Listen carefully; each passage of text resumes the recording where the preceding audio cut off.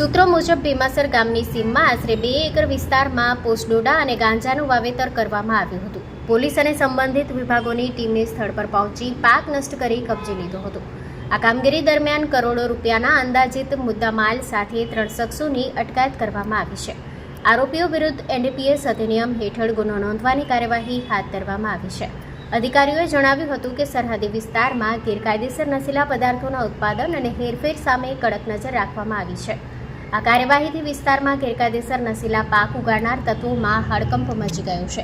પોલીસે વધુ તપાસ કરી રહી છે અને આ નશીલા પદાર્થોનો જથ્થો ક્યાં સપ્લાય થવાનો હતો અને તેના પાછળ અન્ય કોઈ ગુંડા ચક્ર સંડોવાયેલું છે કે કેમ.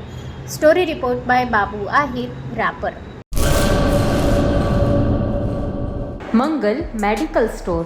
દરેક પ્રકારની દવાઓ પર ડિસ્કાઉન્ટ મળશે. હોસ્પિટલ રોડ, કોસ્મોસ બેંકની બાજુમાં, ડૉક્ટર દમયંતીબેન ગણાત્રા હોસ્પિટલની સામે, ભુજ. Mobile number 9428234840.